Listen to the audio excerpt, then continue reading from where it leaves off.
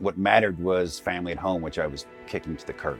So that's why we co-founded and co-CEO the All Secure Foundation, is to help people like me that screwed up their life along the way doing their job and throwing everything else aside, help them kind of work back into their relationships, work back into society, and ease out of that mode that destroys us all, once we come back from combat operations repeatedly over years. All Secure Foundation serves special operation combat warriors and their families healing from occupational stress injury, formerly known as PTSD. I did 25 years in the Army. My last 20 was in Delta Force, and I basically moved through every position in the unit, minus the top senior enlisted position. And my first combat mission was actually 1993 in Somalia, and that was the Battle of, the Black Sea, or Black Hawk Down, if you've seen the movie. And that was my first combat experience, and I think that's what changed my life. That's what kicked off my occupational stress injury, but I didn't know it then. I would spend another 18 years struggling and going through other things like the capture of Saddam Hussein as well, and finding out that none of that matters, right? None of that really matters. What mattered was family at home, which I was kicking to the curb.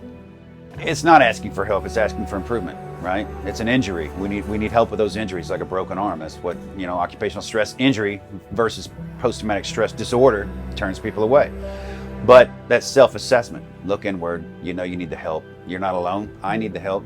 She needs the help. And there's hundreds of millions of others who've called and reached out and need the help. So you're not alone. You're alone more when you isolate and think that you can do it on your own.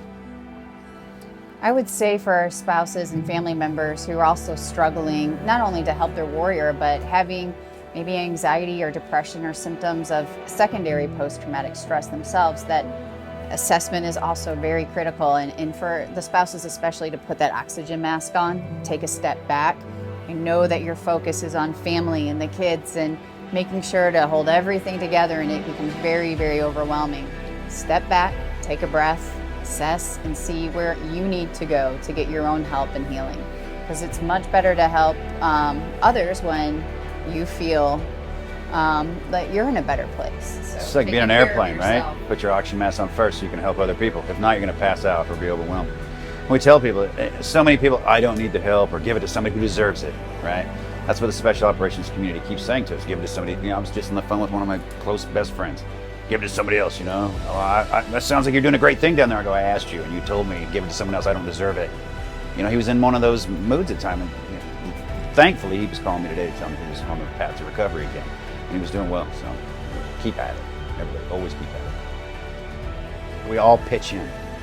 So that's what destroys us, is living in the past, and all my days, they're never going to come back again, right? They're never going to come back again. So we look forward. We look forward, we create a new tribe, we get a new family, but it's all communication, right? It's all about communication, talking back and forth and getting to know each other. Veterans are just as terrified. They don't know how to blend back into the civilian world. And so you got two different sides thinking, I don't know what to say, I don't know what to do. And it's like, that's why you just talk, right? I would say, for people that want to get involved and they don't know quite how, there are so many ways, and people call all the time. They're like, how can I give back, or what can I do? And we always ask, I don't know, what can you do? What do you want to do to give back? Some people are like, hey, I'm an accountant and I can help, nonprofit organizations with their books, to save money, or filmmakers that donate their time. There are a million things that you can do, and the best way is to find what is your strength, what is your talent, what is your capability for giving, and then find an organization that best fits your passions and interests too, because there's a lot of help that is needed out there. It's responsibility. What is your response with your ability? That's your response with the ability you have. And that's what we tell people all the time, like she said. How can I help? We don't know. You tell us. How can you help? This is what we do. How can you help us do that? I heard that Philip, part of the reason he started the organization, I learned last night, was for his son, and to help educate his son about military and veteran life. And I thought, that is so unique, and what a great start. What a beautiful start to helping somebody understand, your child understand the sacrifices that are made for this country by bringing in veterans and having that community and connecting that tribe, building that tribe, because it's critical to have a civilian and military community as one. So this has been fantastic.